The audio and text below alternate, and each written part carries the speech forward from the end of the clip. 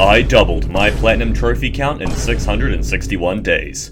Okay, that's not as snappy of a title as last time, but at least this countdown was shorter than John Jones' fraudulent heavyweight title reign.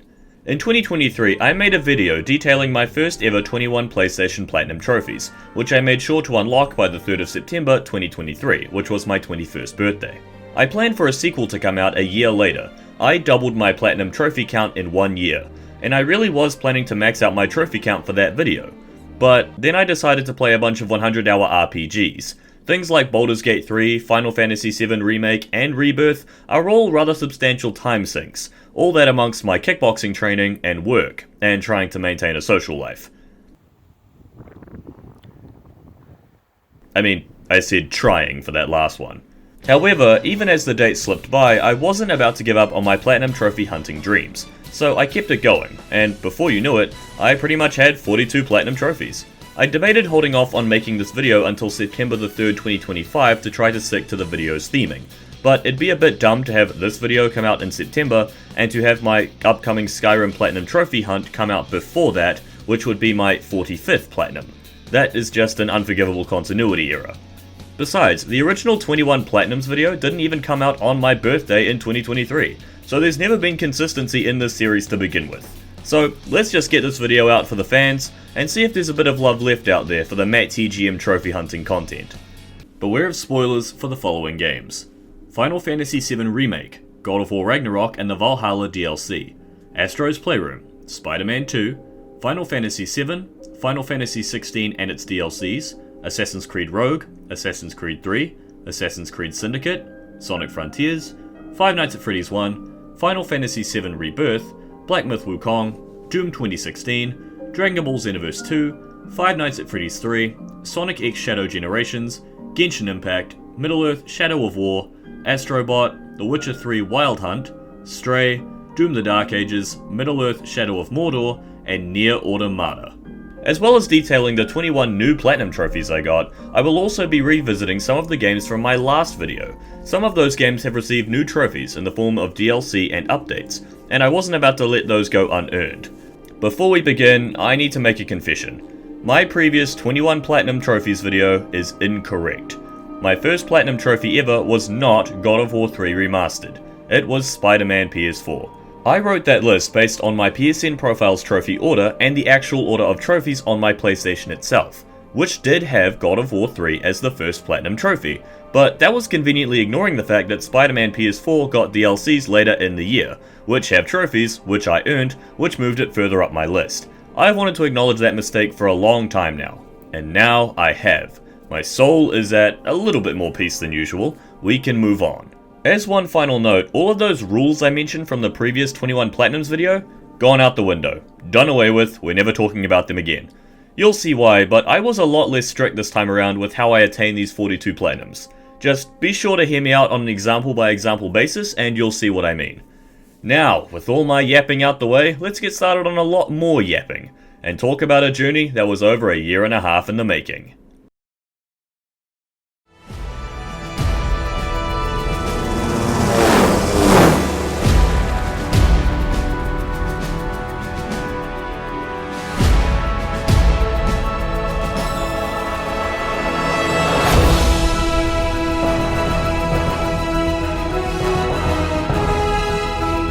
Hey, this game looks kinda familiar.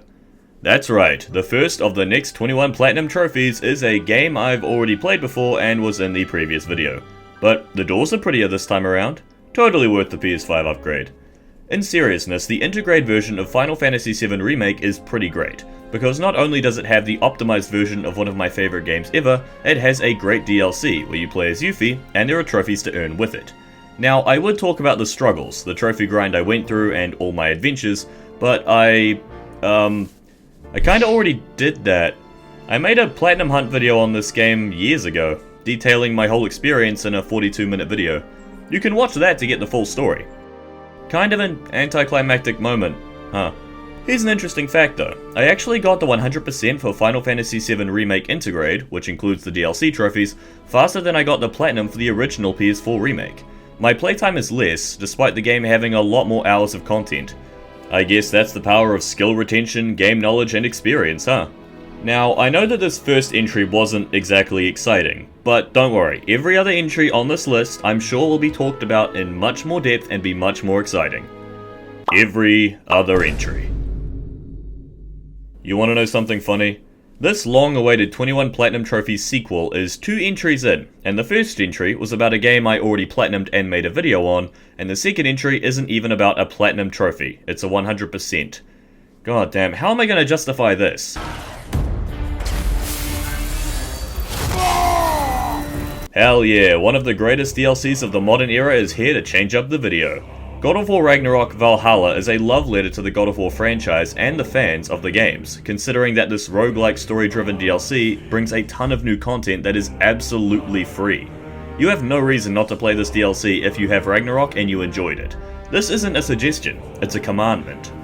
Valhalla is awesome. The roguelike structure mixes surprisingly well with the God of War Ragnarok RPG combat style, powering up your build through the collectibles contained within, and having a lore-friendly reason as to why you respawn after each death.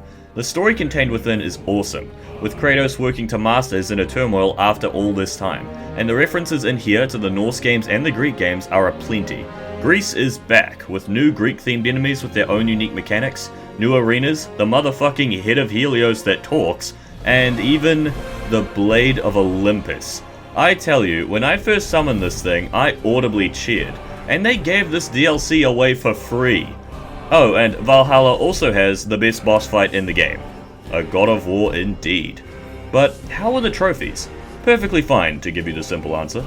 I beat the main story of Valhalla and got all those trophies in a single day, with a recorded gap of 7 hours between starting and finishing the DLC. The optional trophies just require repeated runs of the game, and exploring thoroughly while doing optional challenges, letting you do the optional trophies of fighting in the forum and obtaining all 3 keys of the boat captain. You know, the boat captain from the original God of War 1. This man will never truly be at peace. I still owe you guys one more God of War Ragnarok video before my time on YouTube is up, but for now, it's time to say goodbye to Kratos one more time. Until a later entry in this video, of course. Finally, we have a fresh original game to talk about, and it's a great one. Astro's Playroom is the perfect free game to come with the PS5 console. A tech demo, bragging about all the new features of the PS5 controller, while also serving as a trip down memory lane. It's extremely charming.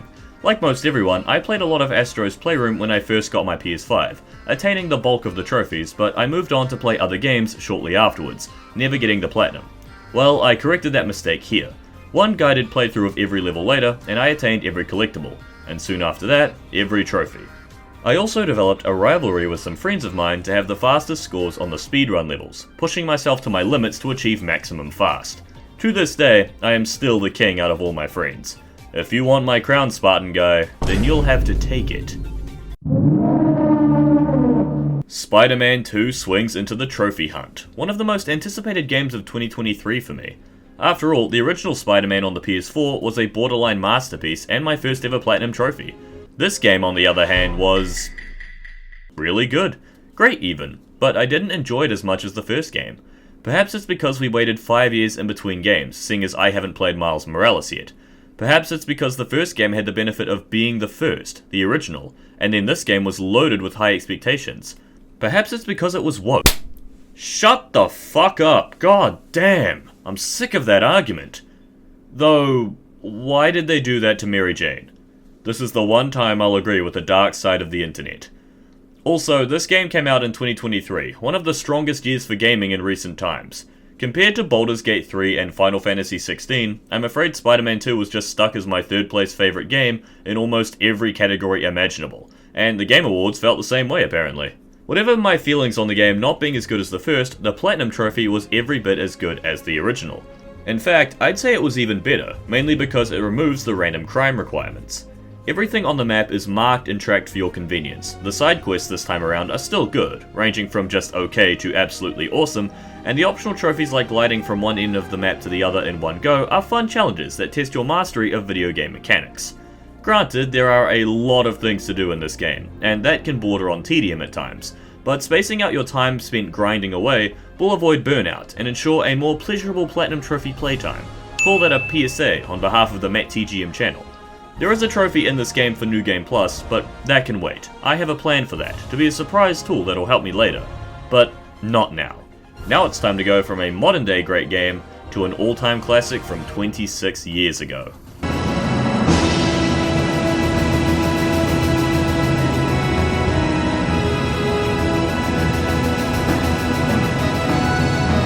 It's time, gamers, for me to tell you the story of my greatest gaming failure.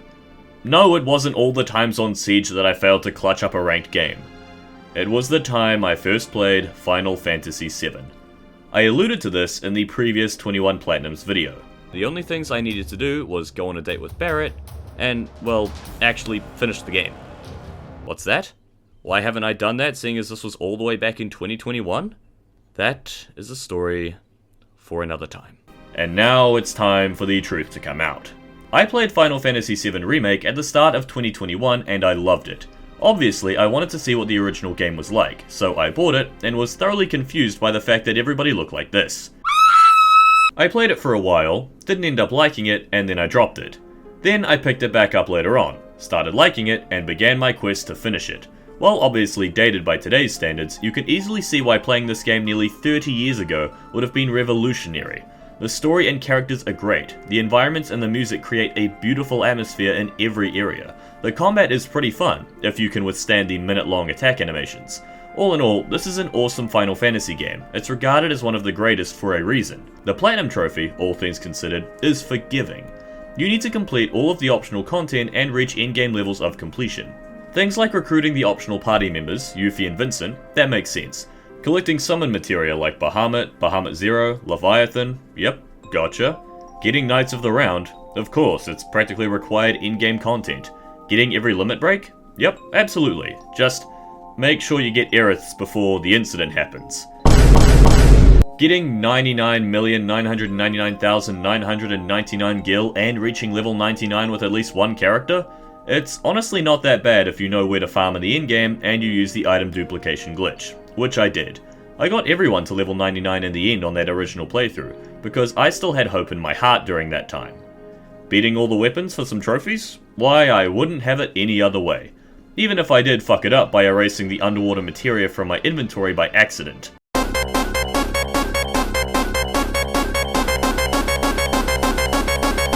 By the time I beat the ruby weapon, the only things I hadn't done were going on a date with Barrett and the gold saucer, and actually completing the game. See, this wouldn't be a problem for most normal people. I am not a normal people. I wanted the dramatic finish of my Platinum Trophy unlocking as I finished the game for the first time, so I created a new save game out of the 20 slots available, and decided to God mode speedrun my way to the Barrett date, using the built-in cheats that come with the PS4 re-release in order to ensure a fast, godlike experience. After I did that, I'd hop onto my 99% complete save and just beat the game normally. Sounds like a good plan, right? Well, something happened. Over my roughly 50 hours of playing the game, I developed a system, a method of saving that had become literal muscle memory. Press triangle, navigate the menu with a couple presses, save the game on slot 1, move down and save the game on the second slot below it. Easy as, I could do that with my eyes closed. But that would turn out to be my downfall, because as I finished the reactor bombing on my speedrun save and went to save my game so I could do something else, my body moved on instinct, and I accidentally saved over both of my save files for my 99% completed in-game playthrough. As I clicked the button to save over that second backup save slot I had, my world collapsed. I could see the progress bar in slow motion, like time had slowed to a crawl, so I could endlessly observe my critical mistake. I tried going into online data storage, rebooting the game, but it was all for nothing. I had lost everything in an instant due to my own stupidity. I couldn't touch this game after that, and I left it alone for years. I can laugh about it now, obviously, and even then it was objectively hilarious, but I was devastated at this loss of my time. But eventually, Final Fantasy VII Rebirth approached, and I knew what had to be done. I booted up the game again in February of 2024. I loaded up my speedrun save, turned on God mode, and speedran the game to the gold saucer. And I got on a date with Aerith, for fuck's sake! I speedran the game again to get to the gold saucer, and I got on a date with Barrett. Hey, homie, you're looking good.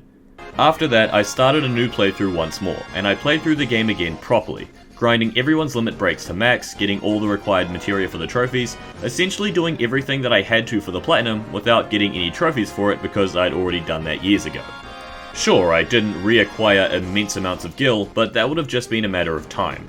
I got a golden chocobo again, I beat the weapons again, and I finally fought Sephiroth to decide the fate of the planet.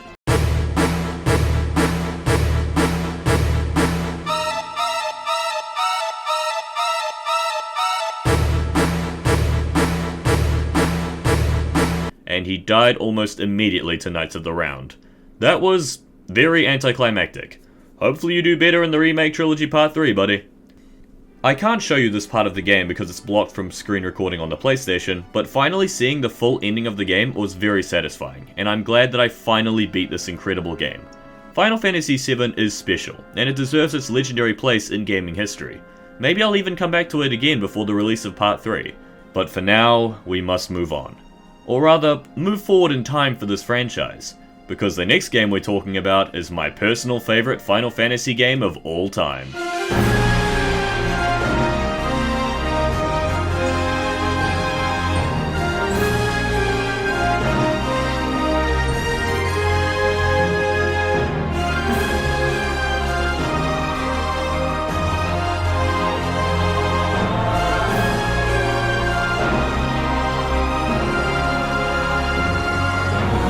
Hell yeah, I get an excuse to talk about my beloved Final Fantasy XVI once again. This game got DLCs, thank God, because these are the best parts of the game in terms of actual gameplay. I was already playing on Final Fantasy mode after getting the Platinum for the game back in the first 21 Platinums video, so I went into these DLCs ready to max them out on my first go around. In December, on release day, Omega was crushed beneath my iconic power, and I collected all the accessories the DLC had to offer. I even crafted the Omega weapon, and admired its unnatural beauty. Well, beautiful for a sword anyway. When The Rising Tide came out in April of 2024, I gladly put aside my Final Fantasy VII Rebirth Platinum hunt to play it, diving back into Valisthea with reckless abandon. This DLC is the perfect in-game content for this game, and I wish we'd gotten even more in this style. Granted, it took me a couple of tries to beat the Leviathan DPS check, but I cooked that Sea Serpent in the end on Final Fantasy mode, and had a great time doing it. Harnessing the watery powers of Leviathan, channeling the divine power of Ultima, and maxing out all those new abilities were all very fun things to accomplish, and using them to beat the Kairos Gate is a feat that I'm very proud of, one that I'll return to someday, and repeat in even better fashion. But with that victory, I'd again reached 100% of the trophies in Final Fantasy XVI, and thus did our journey end once more. I'm always sad to say goodbye, but I know that I'll see this game again. However, we still have 17 more Platinum trophies to go, so let us continue before I get tempted into making that musical montage even longer. In my previous 21 Platinum Trophies video, I had a whole streak of Batman Arkham Platinum trophies, getting 5 of them back to back, and refusing to make them move through additional trophy acquisition because they look really good on my list. You can consider this streak to be a similar thing, with Assassin's Creed Platinum trophies.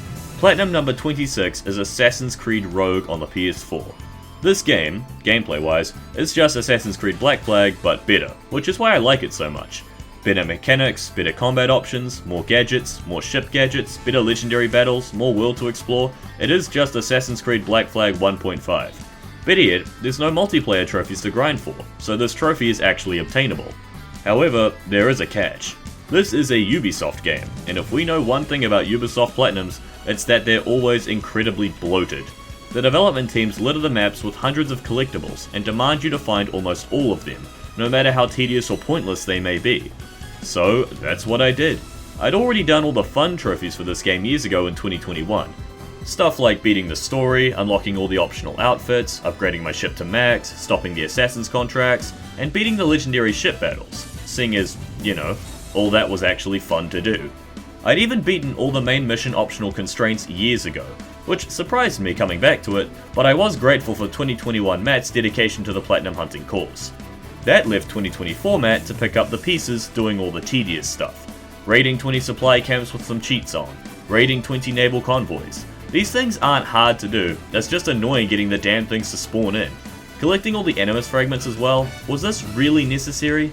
In any case, it wasn't that bad of a time. Just an excuse to chat to my friends over party chat while running around the game world with my brain half off. It was nothing. nothing compared to what I went through on this next game. Assassin's Creed 3 is one of my favourite Assassin's Creed games. The story, the atmosphere, the combat, the missions, and the protagonist all elevate this game to stand alongside Black Flag as the best in the franchise for me, even surpassing it depending on my mood. When the game got remastered, I was very happy to play through it again on a better console with better graphics and quality of life updates.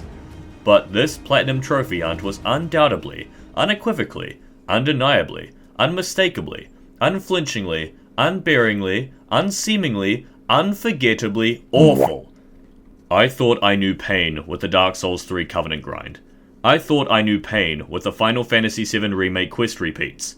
I thought I knew pain when I erased my Final Fantasy VII save file of 50 hours. I knew nothing before this.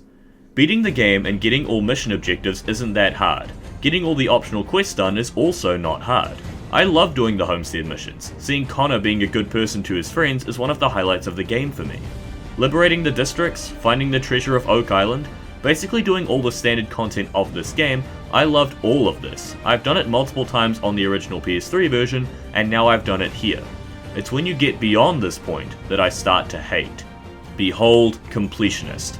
Complete all progress trackers and entries. That all is in all caps for a reason. It's a warning.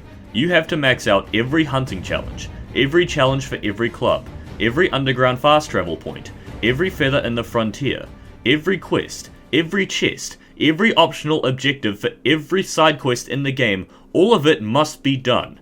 It's fucking awful. I told you that Ubisoft stuffs their games with busy work, and this trophy makes you do all of the busy work.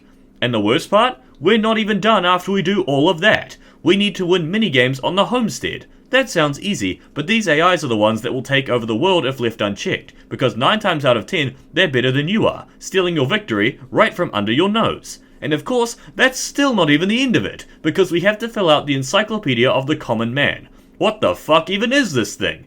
You have to scan all of your friends on the homestead as they do certain tasks, and each person needs multiple scans for multiple different activities, which only happen at random, so you have to fast travel up and down the homestead, in and out of the area, just to hope that they decide to move on and do something else with their lives, turning golden eagle vision, so you can scan it. This took me dedicated hours of my life. I could have accomplished something with this time, but no, I'm here playing Assassin's Creed 3, scanning my friends to fill out a book that no one's even going to read. It's not even a real book, it's part of a video game, and that's still not even all of it. You still need to do the DLCs, and 100% all of those. Every chest and collectible in all of the maps. You'd better get all of it. I didn't even like this DLC that much. You know what? I wish that this game still had unobtainable multiplayer trophies like the original version, because then I wouldn't have tried to do this hunt in the first place, and then I'd have saved myself the misery of trying to platinum Assassin's Creed 3 Remastered on the fucking PS4.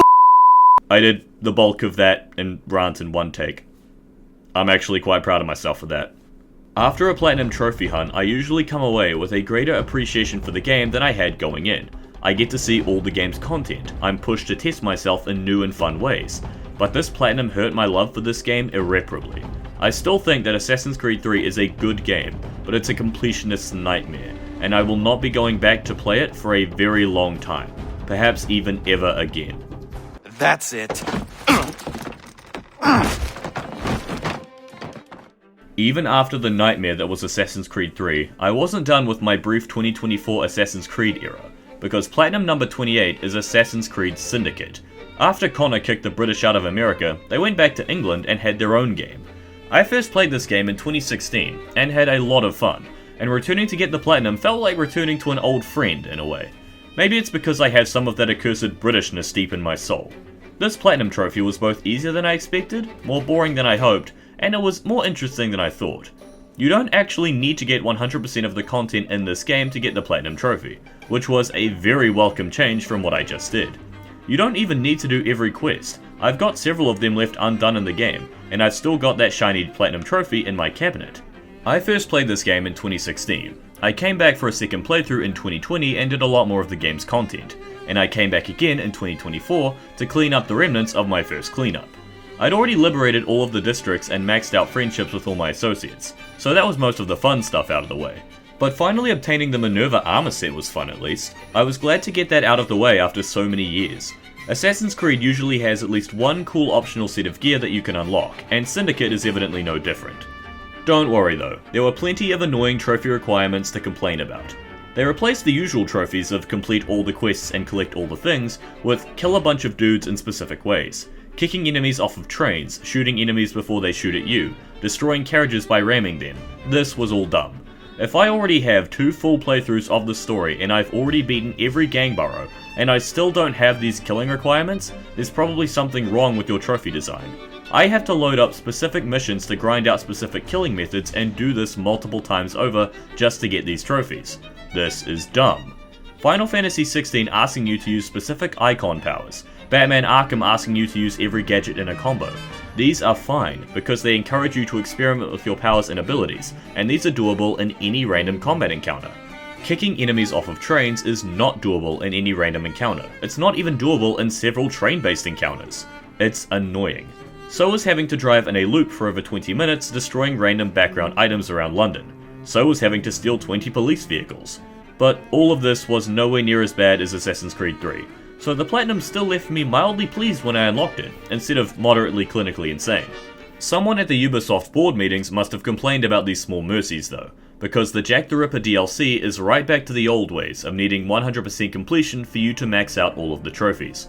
100% of the optional missions, 100% of all the chests, including the chests in specific missions, and 100% of the killing enemies in specific ways.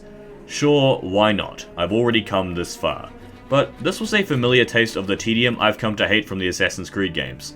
Granted, the Jack the Ripper DLC is actually good, but did it really need such asinine requirements for its trophies? My Platinum Hunt experience for Syndicate left me more confused than anything else, as to why they designed it this way. But ultimately, I'm not complaining. It was a comparatively fine Platinum. As in, it was pretty mid compared to most of my other catalogue, and pretty great compared to Assassin's Creed 3, so it averages out as just fine. But my Assassin's Creed phase ended there, because the only other Assassin's Creed games I could platinum at this time was either 2 on the PS3, Origins, which would have taken far too long because I'd never played it before, or Unity. And screw Assassin's Creed Unity. So, in a highly beneficial change of pace, I switched to playing Sonic Frontiers. This game had been sitting on my shelf for a year and a half, and I regret that fact because it's fantastic. It's my favourite Sonic game, featuring fun open-world platforming and exploration, a good combat system for a first draft, beautiful music, a fun story, and some of the most hype boss fights I've ever played. Granted, I started playing this game and then immediately dipped to play Shadow of the Erdtree, but that DLC has no trophies, so I beat it, made my boss ranking, and came back to Sonic Frontiers. This platinum was pretty easy to attain, just beat the game and get the hard mode ending for a start, and then beat all the optional content in the game. It's as easy as can be. Honestly, my memories of doing this are a little foggy, so it can't have been particularly moving for me, either for better or for worse. It's not hard to view all the side stories and max out your map. You just have to race around and complete all the objectives. They're literally lit up in plain sight for you to see. Maxing out your stats is probably the hardest one to do, but with assistance from the absolute unit, Big the Cat, it's really not that bad. Just spend some time fishing with him until you can buy your way to unlimited power. Yep, fishing. This is peak platinum hunting content. I highly recommend getting this platinum if you have this game. It's fun, easy, and mostly stress-free, one of the ideal combinations for a trophy. I also beat the DLC story, Final Horizon, which was absolutely fantastic in every way except for the Sonic Tower platforming and the difficulty of Master Coco's final challenge, bordering on utterly absurd. But it gave the game a much more fitting final boss fight, and I'm very happy that it exists. That being said, it gives us no trophies, so we're moving swiftly on. Speaking of swift, this game was actually my fastest achieved platinum trophy for a while, achieved in 3 weeks and 3 days. It would have been far quicker if I hadn't switched to Shadow of the Erdtree for a couple weeks almost immediately upon starting the game, but I've never been great at forward planning. You should all know that by now. So now we go from Sonic Frontiers, a game about moving very fast, to Five Nights at Freddy's, a game where you can't move at all. How fitting. This is about to lead to a bit of a streak for my entries in the video, as I've actually made a video about platinum hunting this game already. I'll link my entire trophy hunting playlist in the description below, which you can check out to see just how I attain this 100%. No platinum trophy, so it doesn't count towards my total. However, it does count towards something I'll be sure to show off a little later. But now for the next actual platinum trophy entry, we have Final Fantasy VII Rebirth. This platinum trophy was a goddamn experience. This is one of the most monumental games ever made, and it fully deserves to be celebrated as such. This platinum was a massive mix of crushing difficulty, emotional story, and tedious grinding. It took 184 hours of battling legendary foes and battling my own sanity, and it resulted in my 30th platinum trophy, which has a place of pride on display in my PSN Profiles account. Why, my time with this game was magnificent. Magnificent enough to fill out a 59-minute video, for example, like the one I've already made about this game last year. Feel free to check that one out if you want more details on this journey. I highly recommend it, it is one of my better works. I could go into specifics about Rebirth, like the utterly absurd amount of minigames, but ultimately I'd just be repeating myself, and we still have a long way to go. So, I'll just direct you down to the link in the description, and move swiftly onward. During the lead up to the release of Astro Bot, which is a game we'll talk about later, there were DLCs released for Astro's Playroom, free updates, involving special bots you could rescue throughout some of the levels. I did all of these, they were very charming discoveries, especially Lady Maria. Still waiting on that Bloodborne remaster, guys. You've been having a tough time financially, and you're sitting on a literal gold mine. What's wrong with you all? Black Myth Wukong was the surprise hit of 2024 for me. I jumped into this game with no expectations, and was thoroughly impressed with the fun and demanding combat, the simplistic yet deep story with lots of lore, and the gorgeous environments to explore. In fact, I was so impressed that I chose to platinum the game, and I made a video about it that you can see in the playlist linked in the description below. Yes, I tried to become a trophy hunting channel for a bit. Can you tell? This platinum is a fun one, right up until a certain point. Fighting every hidden boss and enemy, getting the secret ending of the game, attaining all spells and powers, that stuff is all awesome, and I'm happy to do it. But grinding for rare armor drops, having to play through most of New Game Plus just to finish crafting an armor set, having to fight a boss in a specific way to get one armor piece that you're not warned about in advance that you can permanently miss if you screw it up, having to reload areas to farm seeds and hope for a rare seed drop? See, it's stuff like this that drags down a platinum trophy experience. Needless tedium. It's still a great time though, as you'll see if you choose to watch that video.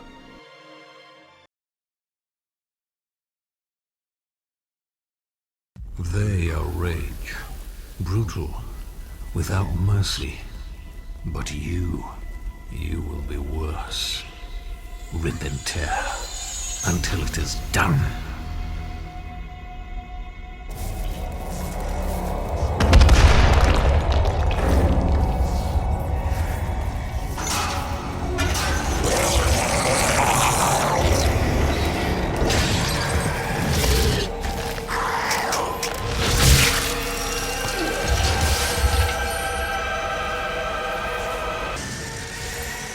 Finally, we can talk about another game in detail again. From slaughtering Yao Guai to slaughtering demons, it's time to rip and tear with Doom 2016. My first ever Doom game, and one that I loved, yet one that I never expected to platinum because of mandatory multiplayer trophies. 8 years after release, the servers were pretty much empty. I'd sat in lobbies for a long time and never gotten into a single game. However, I actually have a couple of friends, and we got together for an afternoon of Doom 2016 multiplayer. It was a lot of fun. I kinda wish the mode was still active. I'm on low health. I'm on low health. Okay, give me some health. Oh shit! Oh! Oh no! Oh! Oh no! Oh shit! Oh, he pulled my head off. Hi. Fuck, he's... Oh, you... on my side. We ended up getting all the trophies needed, and I carried on alone with the rest. Maxing out my weapon abilities and finding all secrets in this game, this stuff was actually fun to do, mainly because of the brilliant combat system and the expertly crafted level design. Getting all the runes, however, awful. You know why? Because I'd already done it. I had the trophy for upgrading all runes to max level before I had the trophy for getting all of the runes, because this is a Bethesda game, and glitches are just the butter to their bread. You have to get all the runes in one run seamlessly, no mission select. On my first playthrough, I missed a rune, waited till the end of the game, chapter selected, went back and got it, and the trophy didn't pop. On my second speedrun playthrough for this hunt, I missed a rune because of a point of no return in the level. I immediately reloaded the mission after completing it, I got that rune, completed the full set, and the trophy still didn't pop. I had to do another speedrun playthrough, making damn sure I got every rune as I went, not missing a single one, and I finally got the platinum when I completed the set. This is a great set of trophies if you can get the multiplayer to work, just beware of the hidden frustrations with the circle is complete. But hey, I'm sure id Software learnt their lesson, and I'd never have to deal with broken trophies in a Doom game again. Dragon Ball Xenoverse 2 is a very fun game, and a game that I've sunk an unholy amount of hours into on the PS4. It was in my previous 21 Platinum Trophies video as one of the games. Naturally, when I found out the game had a PS5 update, I wanted it. However, that comes with a new trophy set, and transferring your save data over will unlock most, if not all of the trophies you got on the PS4 version automatically, which would break my rule about auto-pop Platinum Trophies. However, there was no way in hell I was going to repeat my hundreds of hours of gameplay and RNG grinding to unlock all this game's content a second time. Plus, the whole reason I wanted to play the game was to play with my friends, and for that, you need characters. So, I bit the bullet and let the trophies auto-pop by carrying over my PS4 save data. After that, the next day, I impulsively cleaned up the last couple trophies that didn't automatically unlock, seeing as I didn't want to leave an unfinished game in my trophy log when I could so easily fix that. My decision to do this the next day after auto-popping the trophies would turn out to have awful consequences, as it became the fastest platinum I'd ever done. 1 day and 3 hours, smashing my record with Sonic Frontiers. Frankly, I didn't think I'd ever have a game faster than that, and I was worried that this mark of shame would be immortalized on my PSN profile's record forever. We'll see if that's the case by the end of this video. Now, an auto-popped platinum is not something I'm proud of, but given that I'd 100%ed both FNAF 1 and FNAF 3 during this 42 platinums hunt, I'm willing to use that as an excuse to allow this, counting those as platinum 29.5 and 33.5, and 2 half points can make up for this 1 whole point that I look at as a mark of shame. Besides, it's not like I can take it back. Just let me have this, okay? And here is that previously mentioned FNAF 3 100%. Like I said, this and FNAF 1's completion are the reasons why I'm willing to forgive myself for that Xenoverse 2 Platinum Pop. If you want to see my story with this, feel free to check out the video I made in the description below. You'll be surprised by my road to completing this trophy list.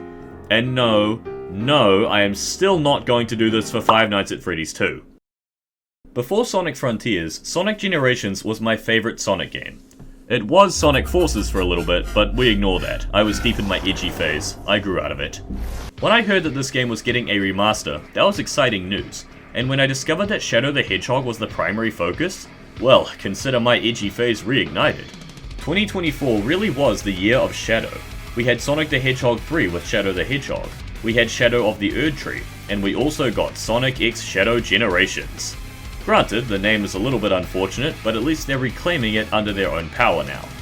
If you thought that the Shadow portion of this game would be just like the Sonic Forces DLC, as in a couple of new maps with essentially a skin for Sonic, you're wrong. We get a whole 3D hub world to explore, a ton of new levels, new boss fights, and an actual story.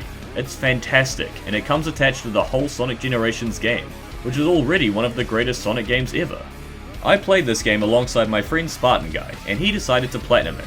We've had some rivalries in the past, all in good fun, but we've moved on from that.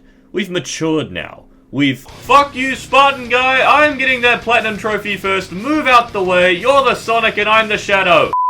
Granted, it wasn't a very intense race because it took me 2 months to platinum this game, and I still won, but it felt good to achieve victory nonetheless. The Shadow trophies were fairly easy. Getting S ranks in all collectibles in the levels just requires skills, observation, and a little bit of guidance. That being said, there's stuff in the hub world to do, and most of it is pretty frustrating. The Rocket Parts trophy was possibly the most painful thing I had to do in the whole game, mainly because there's no way of checking what parts you've already collected on the map, and there's no unlockable way to find said parts in the first place. So, I have to watch through entire video guides right to the end, and I still missed one even after doing that. Don't worry, I did end up finding it in the end, as well as all of the collectible boxes, which have the exact same problems as the gear parts, except that these ones do get markers on the map to tell you which ones you've already collected. God damn, game developers need to never do this again. It also took me a bit of effort to defeat Neo Devil Doom without taking a hit, but that wasn't actually too hard once I got my strategy down. I'd like to give a special thank you to Stickman Guides for helping me through this platinum hunt. You're one of the goats, buddy. The Sonic Generations portions of the trophies were easier, yet more tedious. Getting all S ranks and all collectibles in the levels just requires skills, observation, and quite a lot of guidance, given how many of these things that there are. The challenge maps were easy for the most part, seeing as you just need to complete them, not S rank them, but their sheer quantity, 90 of these damn things, made them quite the trial to overcome in their entirety. I won't pretend that I like doing this all the way through, but I did enjoy a good amount of the missions. So, you know what? It's fine. This isn't the end of the world. It's not Assassin's Creed 3. Of course, beating the time meter without taking a hit was an annoying task to end the platinum hunt on, mainly because this boss actually sucks. But when the thing takes less than 20 minutes for me to pull off, it doesn't make my frustration get any bigger, so there's no need to pull my Devil Doom trigger.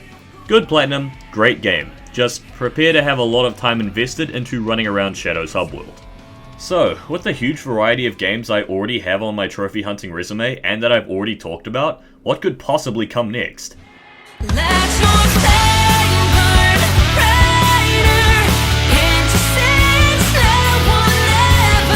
I play Genshin Impact. Well, there goes my entire audience. There's no point in diving deep into my journey here, because I have plans for a huge Genshin Impact trophy video in the future. But this is indeed a platinum that I got, and I am proud of it. I obtained a lot of chests.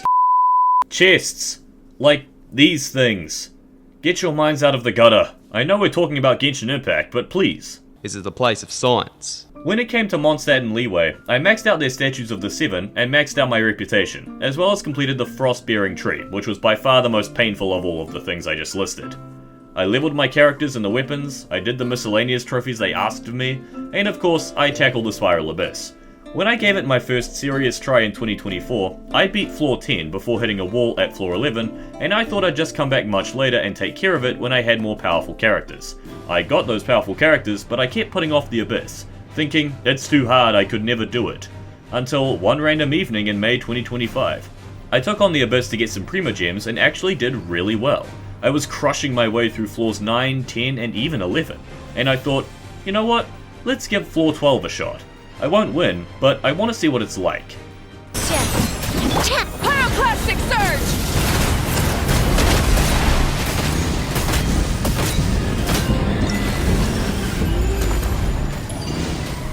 Incinerate! You may be a high level Genshin Impact enemy, but I have the power of strong women and big numbers. This was a genuinely unexpected victory, but I was very happy to achieve it, and the Platinum Trophy. It even landed at Platinum number 35, a nice, respectable, clean number. However, there's a lot of trophies left in Genshin Impact for me to get, and you'd better believe I have plans to get them all. Later. Much, much, much later. At this point in the year, I was running out of ideas. I knew what Platinum Trophy number 40 was going to be, so I needed 4 games to fill the remaining gaps before May the 15th. Why May the 15th in particular?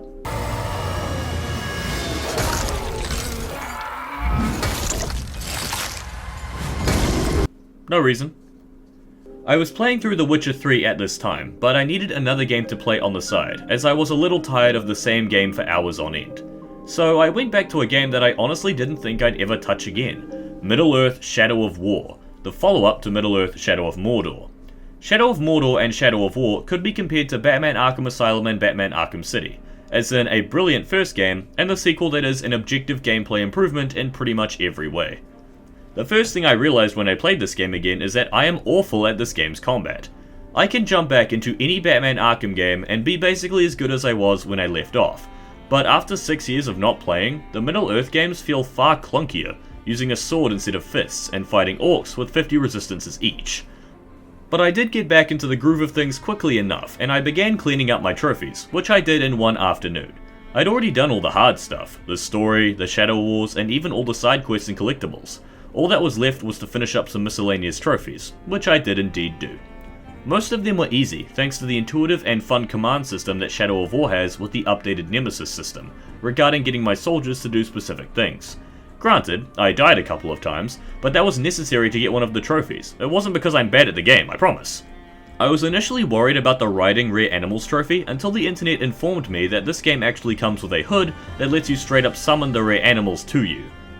The only actually painful trophy was trolling, killing a captain while riding an Olog. I had to sacrifice so many Ologs around my forts, and kill my same captain so many times just to get the timing right and earn this trophy. I mean, he was already dead, so he wasn't exactly in a position to complain anyway. The final trophy just involved booting up a story mission, hopping on a pre-spawn Graug, and shooting a Drake until it died. I never thought I'd get this platinum, I thought it would be too hard. Take this as a lesson to believe in yourself. You are capable of more than you think. What about the DLC trophies? What about the DLC trophies? They're not going anywhere, and I have a plan for them that'll come into play much later. There is only one thing that could beat Astro's Playroom as the most charming game I've ever played. It is, of course, the sequel, the actual game of Astro Bot. This PlayStation-themed platformer is brilliant. It's easy to pick up and it's super fun. The levels and gimmicks are well designed, the boss fights are fun, the story is simplistic yet goofy and charming, and the bots you can rescue are stuffed full of awesome references to the past and present of PlayStation. I had so much fun playing through this game, especially when I got to play as the Bot of War.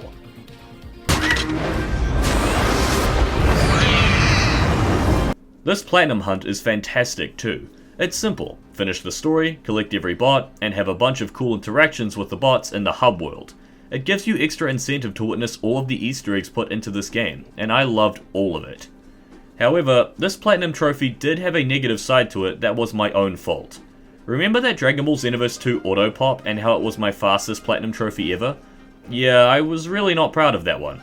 So when I discovered that Astro Bot could allegedly be beaten in 15 hours, I decided I was going to make this my fastest Platinum. So, I played a bit on Saturday night, made a start, went to sleep, woke up early on Sunday, and went hard on the grind, needing to beat the game in a total of 27 hours of real life time from start to finish. I did fairly well. I collected mostly everything on my first playthrough, and used a guide to find the rest. Granted, every necessary replay wasted precious time, and as my day carried on, and I took a break to mow some lawns, I was getting nervous. As we got to 9:30 at night, I was already tired, and I had a choice to make. I had work at 6 o'clock the next day, and I would need decent sleep to handle that shift.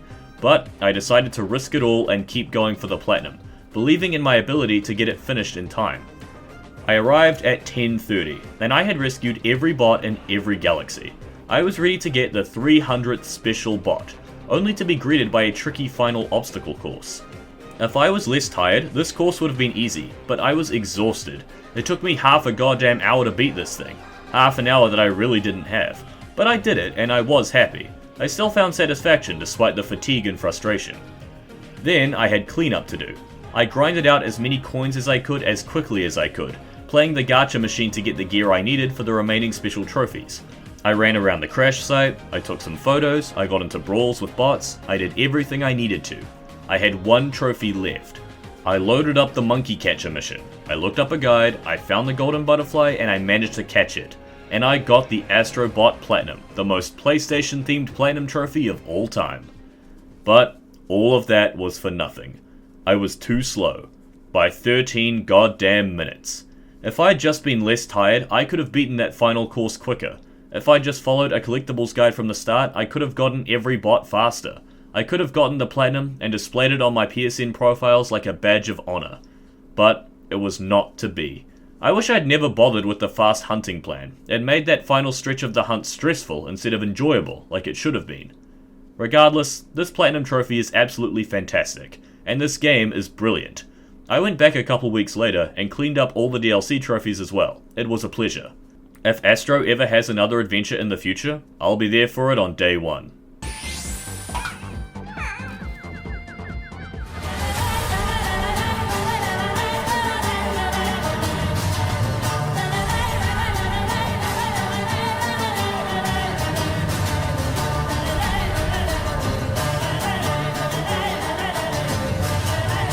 Watch the video.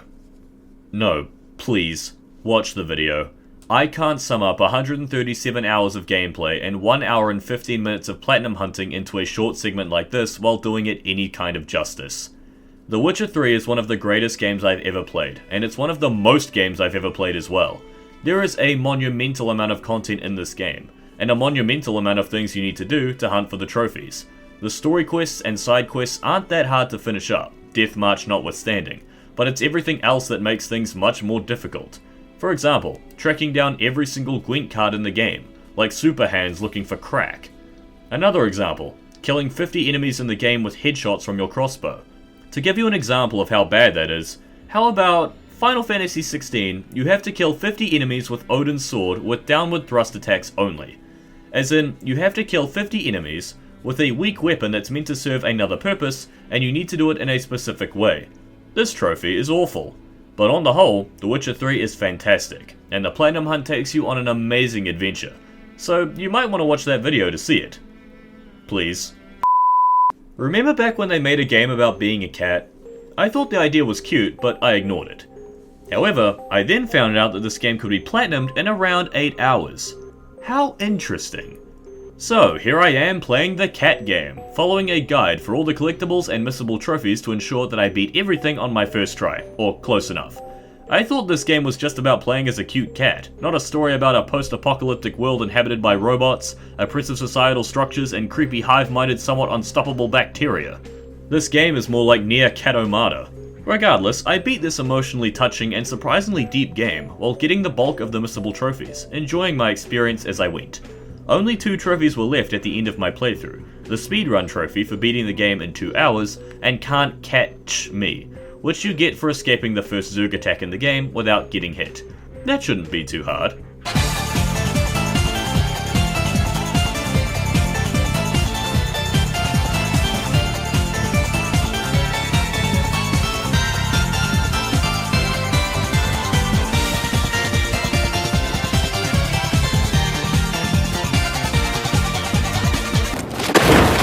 It was extremely hard.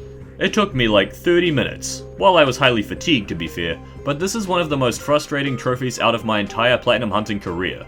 It's the perfect blend of RNG and skill requirements to make you feel extreme rage because you can get so close and have it snatched away from you in an instant. Regardless, I eventually got it, and the next morning I played the game again to get the speedrun trophy. It was way closer than I hoped it would be, but the platinum trophy popped and my soul breathed a sigh of relief. The fastest platinum trophy on my PSN Profiles account is now Stray, and long shall it remain. Until I take a look at a game like Unpacking or something. Regardless, this is a great game for what it is, and really, the platinum trophy is like Stray itself. Cute and wholesome on the outside, with an extremely dark and evil secret lying within. But overall, still a very nice time.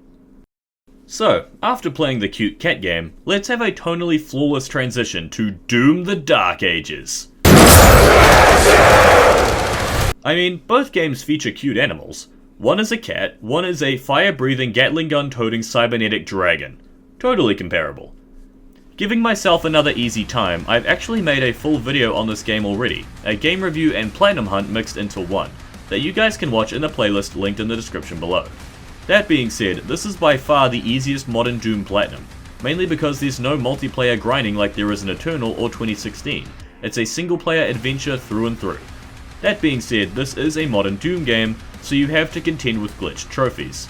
Doom 2016 had the Circle is Complete, Doom the Dark Ages has Berserker. It wouldn't be the same without that extra bit of frustration, now would it? I got the platinum for Doom Eternal before Doom 2016. Likewise, I got the platinum for Shadow of War before I got the platinum for Shadow of Mordor, which is the next entry on this list. These placements are not permanent. While writing this script, I was going to complain about how I'd never get to put Shadow of Mordor and Shadow of War's platinum trophies next to each other until I remembered that DLCs with trophies exists. Guess we're going back to Middle-earth later on. But for now, let's talk about Shadow of Mordor. It was a choice between platinuming this game or Infamous Second Son, and my friends chose this for me. It was time to return to Mordor, and it was worse in almost every way. Remember my comparison between these two games to Batman Arkham Asylum and Batman Arkham City? The difference is that I can still go to Arkham Asylum on the PS3 or PS4, boot up a fresh playthrough, and love it as an exceptional game on its own merits while having a great time. When I finally came back to Shadow of Mordor after all these years, my thoughts were just, man, this is so much better in Shadow of War. It's to be expected, of course, that a sequel will surpass the original, but it's a shame that my experience with this game was so full of tedium due to worse mechanics, like the Nemesis system for example. Why do I need to go and track down my own war chief in the map and dominate them just to give them an order? Why can enemies so easily knock me out of my domination animation? Why is getting specific leveled items so hard and tedious? I'm glad they fixed all of this for the sequel game, but that doesn't save me from dealing with it in this one. This trophy cleanup was honestly a nuisance. Some of them were good, namely the easy ones, but a lot of them, like the ones I have on screen, were just boring or annoyingly boring. Stealthing my way around a feast, pulling off the requirements to get a level 25 rune, having to do political gymnastics to get my orcs to become bodyguards, freeing lots of slaves while riding a Caragor, picking an abundant amount of flowers, it's just all not that fun. That's the harshest thing I can say. It's not that fun. I love platinum trophies that encourage me to see all the unique content the game has to offer, and in my opinion, this really doesn't count.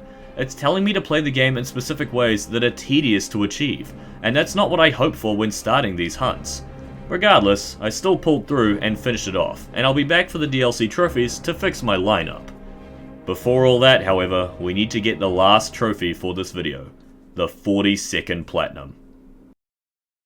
For the final Platinum in my journey, I wanted to go back to a truly magical game. A game that I didn't love quite as much as others did, but it still stood out to me as a one-of-a-kind experience. A game that is possibly the most depressing / traumatic journey in gaming history, for actually good reasons. A game that is... No, it's not this game. No. I said it was depressing for actually good reasons. We're talking about Nier Automata.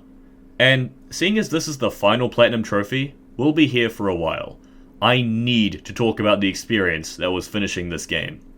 I'd already played Nier Automata a lot in 2022, getting to the true ending of the game, but hanging on to my save data so that I could complete the game fully before making that sacrifice. You'll see what I mean later. So this isn't a fresh game journey, this is just a very long cleanup session. You'll want to experience the story for yourself, trust me. Now, Nier Automata is a weird game. A beautiful game, but one of the strangest I've ever played. I mean, there's a trophy you get for looking up 2B's skirt 10 times. Yoko Taro knows the audience, I suppose. You also have to play the game for an hour after blowing 9S's pants off. On theme with the weirdness, there's a store that you unlock after beating the game's true ending that sells trophies. Yes, you can buy the PlayStation trophies with in-game earnable currency. This is a genius idea, and a warning about the grind to come, but I didn't use this. I have my pride, and it'd make for a really shitty ending to this video.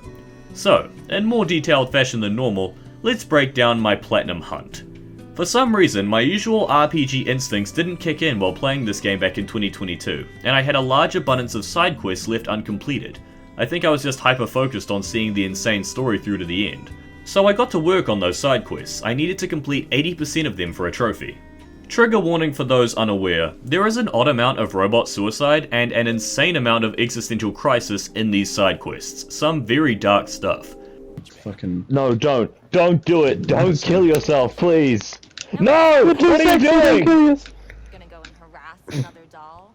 Well, I guess that person killed themselves. I just want to finish one quest in this fucking game without the end thing killing itself. Just stop doing those quests. That's so much to ask from the world.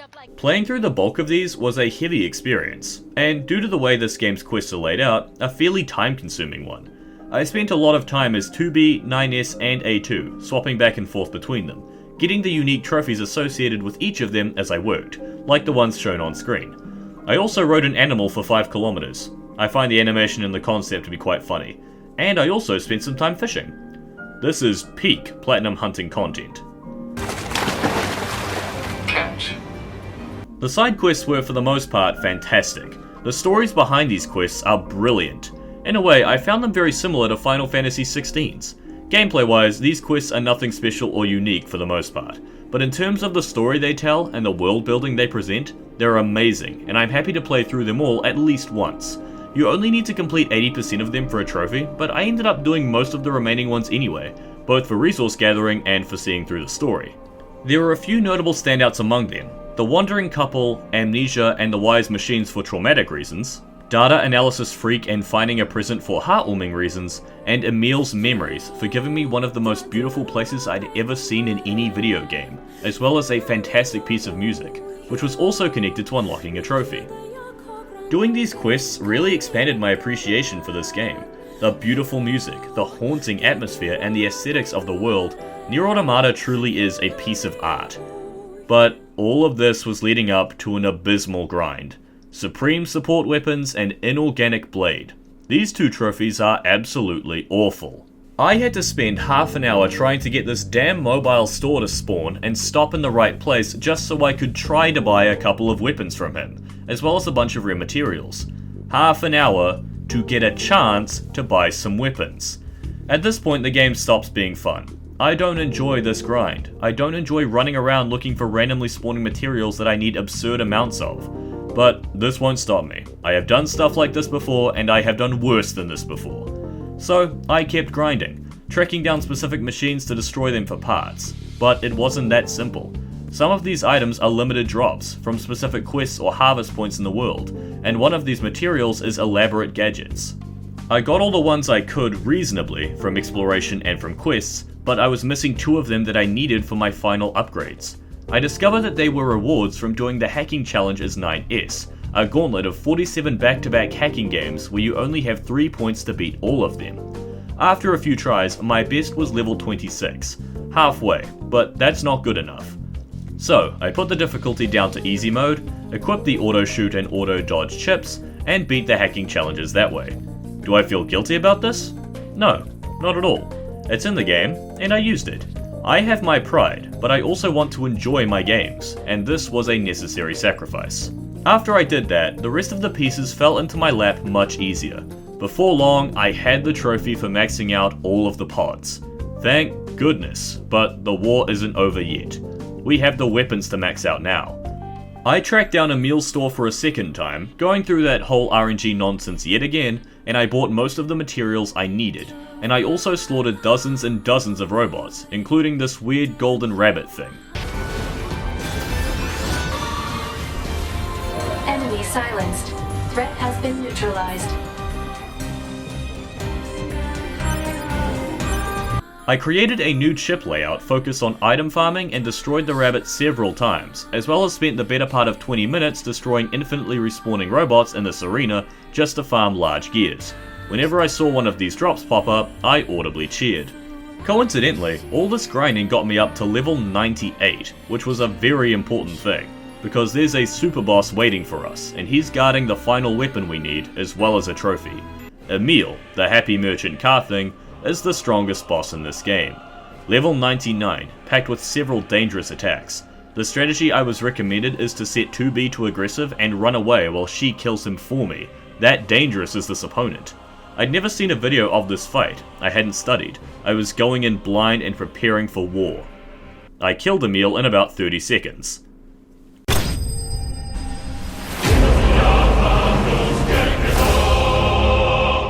Finally, all the weapons are obtained and upgraded to max, and now the ending is in sight.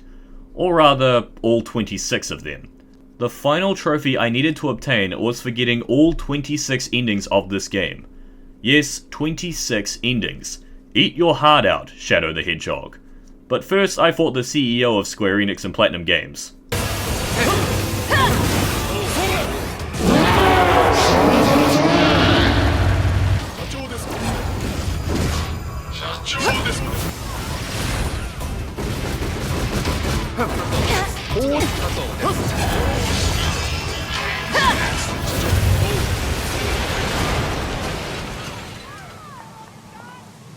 And I also unlocked an interesting new outfit for 2B.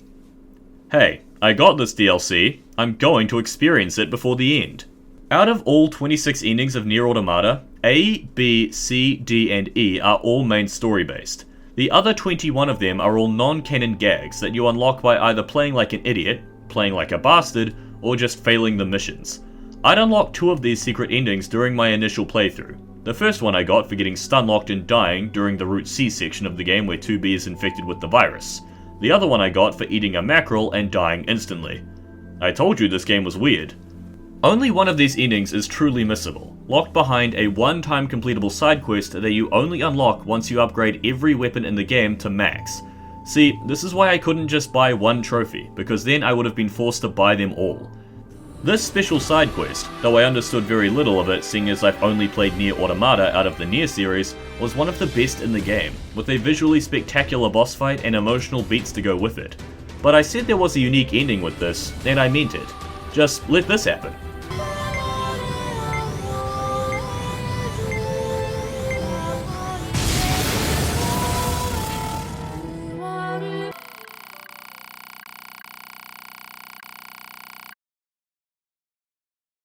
Well, it's not the most depressing ending we've gotten from this game.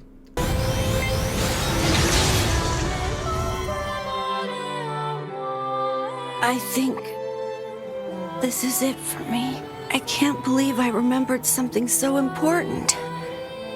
Right at the end. Emile, I was running from the memories of losing those close to me. It was so hard. So painful. At the end, I did a lot of bad things to you, 2B. But now I get to see them again. Really soon. You'll be alright. We can repair you. Oh. Hey. There you are. I'm so glad. I got to see you all again. Emile.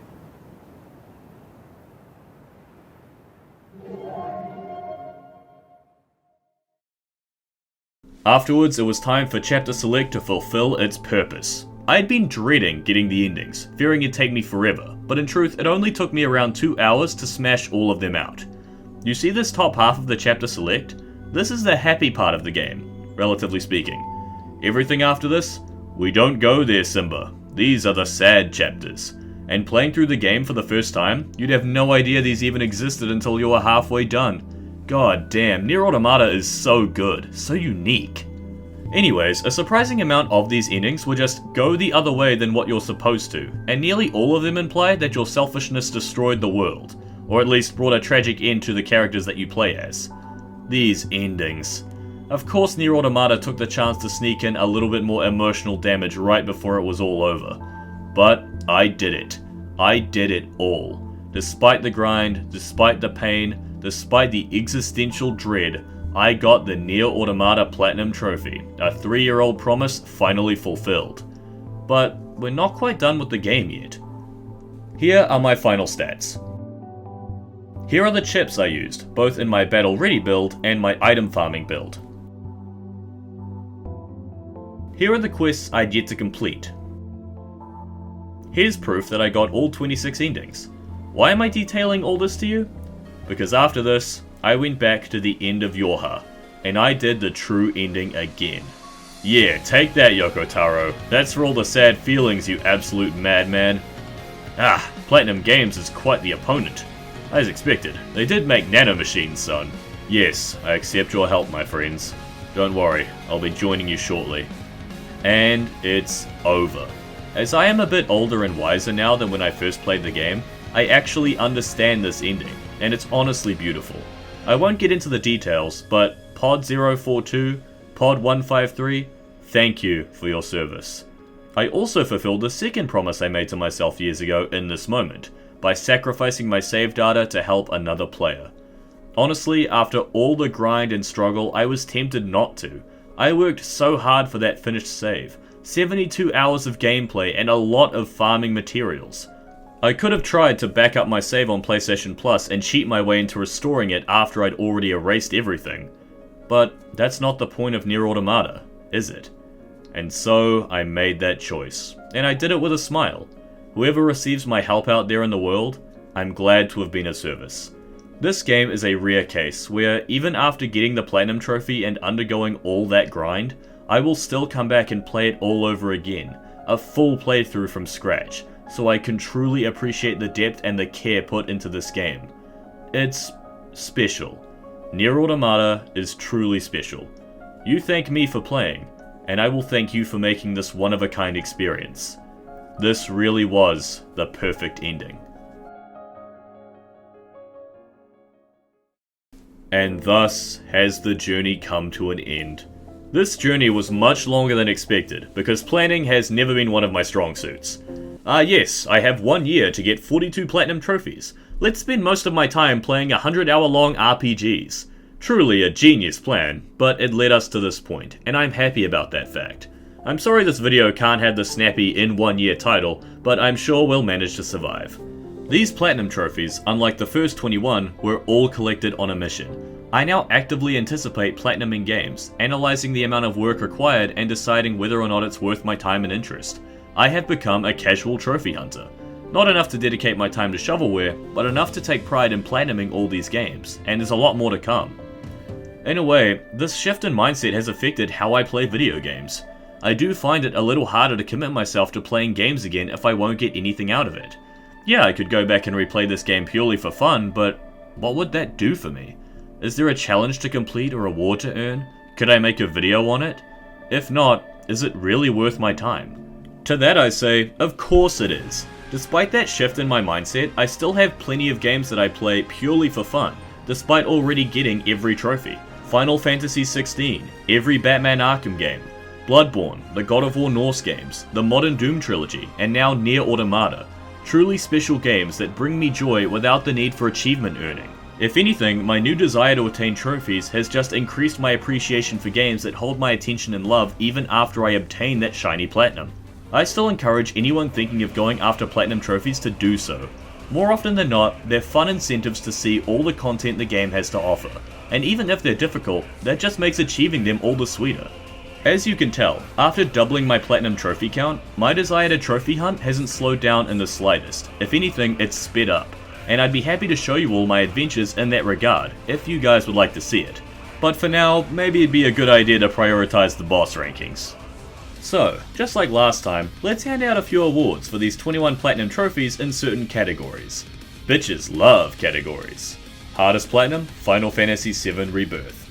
The VR gauntlets and minigame challenges were some of the hardest things I've ever done in a video game. Some of my friends find these legitimate roadblocks to their Final Fantasy VII Rebirth platinum trophies, and I don't blame them. These are serious tests of your skill and your luck, but they are possible if you use the correct strategy. And those are out there on the internet to be studied and found. Just have faith in yourself. I know you can do this. Easiest platinum, Astro's Playroom. It's designed to be platinumed in around 5 hours, and this game serves as an extremely charming tech demo.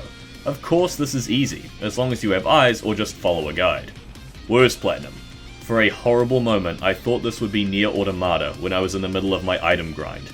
But after it was over, I saw clearly that this was just one singular, mostly avoidable frustration out of a mostly brilliant platinum trophy journey. So that award goes to Assassin's Creed 3 and nothing else even comes close, with the honourable mention of my Dragon Ball Xenoverse 2 auto-pop, but that is on a technicality. The Assassin's Creed 3 platinum trophy was horribly boring, finding every chest, doing every tedious hunting and gathering challenge. It's the definition of meaningless busywork. And like I said, it has genuinely soured my ability to go back and replay that game. It's the worst platinum I've ever gotten, and I desperately hope that nothing beats it. Best platinum, Astro Bot. The most charming game I've played in years, and a thoroughly enjoyable experience. Sure, I somewhat damaged the experience for myself by trying to beat it in under 27 hours, to the detriment of my own health. But that's my fault, not the game's. Astro Bot is seriously great, and I'd be happy to go back and beat it all over again, even without a platinum on the line. I'll give an honourable mention to Doom the Dark Ages, which would be a strong contender for my favourite platinum if it wasn't for the glitched Berserker trophy. Ah well, it is a Bethesda game after all. Most recommended platinum? Astro Bot. Following on from my previous praise, if you have Astro Bot, just go for the platinum. It's so much fun and so damn charming I can't recommend it enough. Best 100%, Final Fantasy XVI Echoes of the Fallen and the Rising Tides. My favourite DLC of 2024 and a great DLC of 2023, although not the most expensive or impressive objectively. Cleaning up all these trophies was a lot of fun, and not much struggle, just like the original Final Fantasy XVI Platinum. This game shall keep its place of honour in my trophy shelf forever, even if it won't ever show up in my actual trophy cabinet. So, how do these Platinum trophies stack up to the first 21? Well, it took less time to earn them all, but that was because I had more focus on actually platinum hunting this time, rather than doing it here and there for a hobby. This stuff can now be profitable after all. All in all, I'd say that these 21 trophies are more to be proud of, containing more difficult games to platinum and a wider variety of games as well. But saying I prefer one set over the other is a bit of a silly exercise. After all, none of them are shovelware, and there's only one understandable auto-pop, so I'll just be equally proud of all of them. And seeing as I won't be slowing down with my trophy hunting anytime soon, I'll have a lot more platinum trophies to be proud of in the future. I'm already up to 43 platinum trophies by the time of writing this video, and if you like, I'll be happy to share more of my future adventures with you all in videos to come. And just like that, it's finally all over. Thank you all so much for watching this video. I'm sorry it took so long and that it was so long, but I hope it was worth it. After all, despite having a few cop-out entries thanks to my previous Platinum Trophy Hunt videos, this video ended up being much longer than the last one. If you did enjoy, please like, leave a comment, and subscribe. It really helps keep the channel going. We recently hit 4,000 subscribers, and I am incredibly grateful for all the support. It's helped me keep going through some very hard times. If you think that I've earned it, consider checking out my Patreon for early access to videos, sneak peeks, voting polls, and perhaps a little bit more. With all that said, I think we're done here. Once more, thank you all for watching, and I will see you all again at 50 Platinum Trophies.